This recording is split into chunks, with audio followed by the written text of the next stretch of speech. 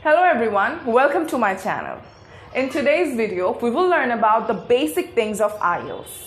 আপনাদের মধ্যে অনেকেই থাকবেন যারা অনেক দিন ধরে IELTS এর প্রিপারেশন নিচ্ছেন বা IELTS সম্পর্কে জানেন. So, this video is not for you. But if you are a beginner and if you want to know the basic things of IELTS এবং কিছুদিনের মধ্যেই IELTS এর প্রিপারেশন নেবেন বলে চিন্তা ভাবনা করেছেন, then this video is definitely for you.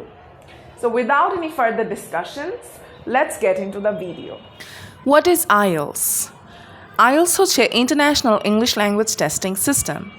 It's an internationally recognized English language proficiency test which is designed to assess the English skills of people who want to study, work or migrate abroad. IELTS এর test type হচ্ছে দুই রকমের.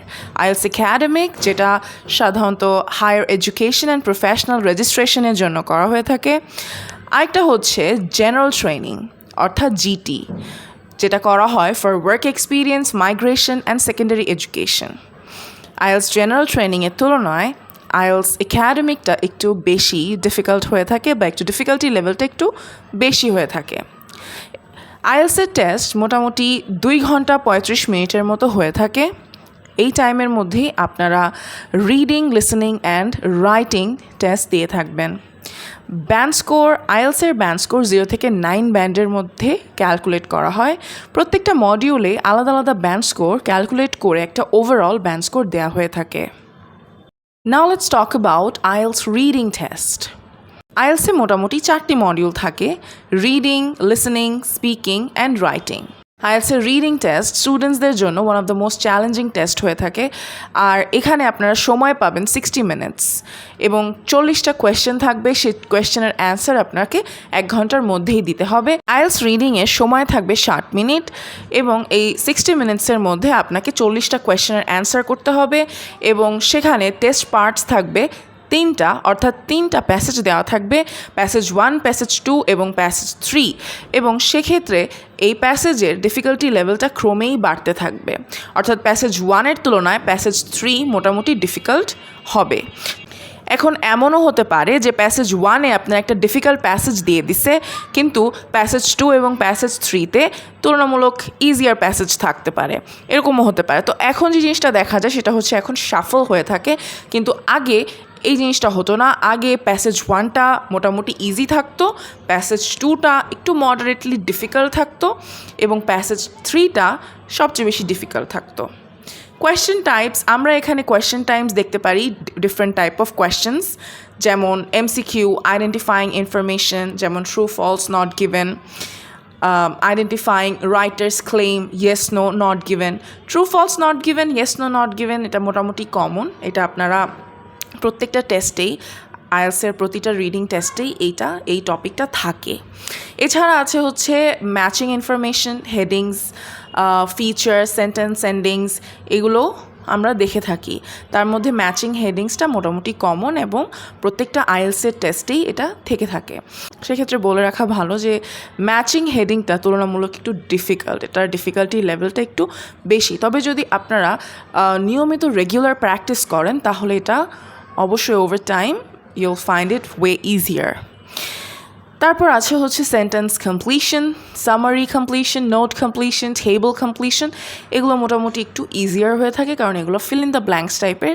আপনারা keyword ধরে ধরে just answer locate করবেন and fill in the ব্ল্যাঙ্কে answer বসায় দেবেন, that's all. Now let's talk about IELTS listening test. IELTS listening-এ আপনি 30 মিনিটস আপনার অডিওটা চলবে. এই 30 মিনিট পরে অডিও শেষ হওয়ার পর আপনি 2 মিনিট সময় পাবেন আপনার অ্যান্সার চেক করার জন্য. আগে যখন আমরা পেপার বেসড এক্সাম দিতাম তখন আমাদেরকে 10 মিনিট সময় দেওয়া হতো to transfer the answers to the answer sheet. But এখন যেহেতু আমরা কম্পিউটার ডেলিভার্ড IELTS দিই, তাই আমাদেরকে অডিও শেষ হওয়ার পর 2 মিনিট সময় দেওয়া হয় টু চেক দ্য অ্যান্সার্স. এবং এই কমপ্লিট অডিওটা জাস্ট আমরা একবারই শুনতে পারবো, সেখানে কোনো সেকেন্ড চান্স থাকবে না. আচ্ছা, এর পরবর্তীতে আমরা এখানেও লিসেনিং টেস্টেও আমরা 40টা কোয়েশ্চেনই দেখতে পাবো এবং প্রত্যেকটা কোয়েশ্চেনের জন্য 1 মার্ক করে থাকবে. এক্ষেত্রে 4টা সেকশন থাকবে. 4টা সেকশন আমরা টেস্ট পার্টসে দেখতে পারবো: part 1, part 2, part 3 and part 4. So এক্ষেত্রেও ডিফিকাল্টি লেভেলটা ক্রমেই বাড়বে. Part 1 will be way easier, part 2টা একটু ডিফিকাল্ট হবে, দেন পার্ট 3 অ্যান্ড পার্ট 4টা নর্মালি একটু ডিফিকাল্ট হয়, অর্থাৎ ডিফিকাল্টি লেভেলটা আস্তে আস্তে পার্টের সাথে সেকশনসের সাথে ইনক্রিজ হতে থাকবে। এখানে আমরা ডিফারেন্ট টাইপের কোয়েশ্চেন্স দেখতে পাই, যেমন হচ্ছে form completion, table completion, summary, sentence completion, multiple choice question, diagram, maps, matching, short question. So এই টাইপের কোয়েশ্চেন্সগুলো থাকে। এখন রাইটিং টেস্টেও আমরা 60 মিনিটস টাইম পাবো, অর্থাৎ এ থেকে আমরা বুঝতে পারি যে আমরা আইএলস রিডিং এবং রাইটিংয়ে 1 ঘন্টা করে সময় পাচ্ছি। রাইটিং টেস্টে আপনার টাস্ক থাকবে 2টা, task 1 and task 2।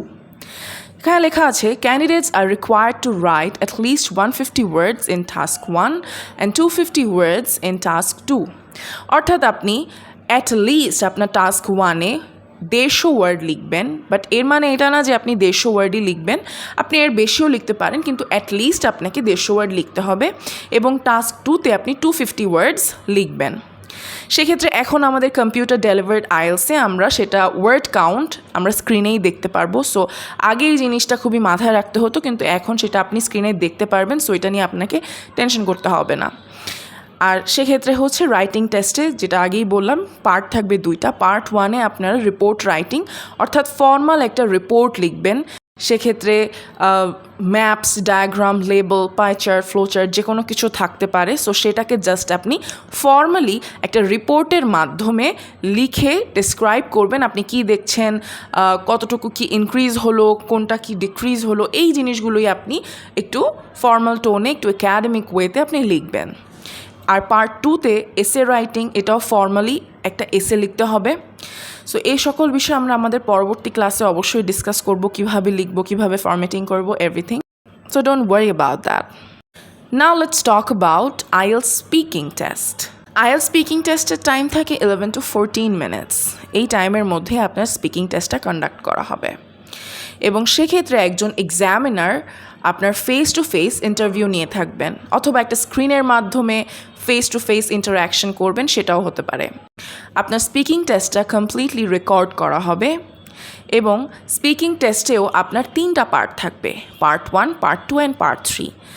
Similarly part 1, part 2 এবং পার্ট 3-তে আপনার ডিফিকাল্টি লেভেলটা ক্রমেই বাড়তে থাকবে। অর্থাৎ পার্ট 1-এ আপনার আইডেন্টিটি চেক অ্যান্ড কিছু introductory questions like personal questions, যেমন হচ্ছে what is your hobby, what kind of book do you read, এই ধরনের কিছু কোয়েশ্চেন্স থাকবে যেটা আপনি সহজেই অ্যান্সার করবেন।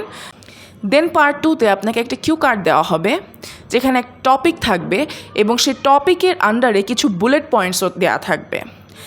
আপনি 1 মিনিট প্রিপারেশনের সময় পাবেন, যে 1 মিনিটে আপনি নোট করতে পারেন যে আপনি কি বলবেন, বা আপনি কোন ঘটনাটা, কোন বিষয়টা ডেসক্রাইব করবেন, কি অ্যাড করবেন, এক্সাম্পলস, এগুলো সবই আপনি প্রিপেয়ার করতে পারেন 1 মিনিটে।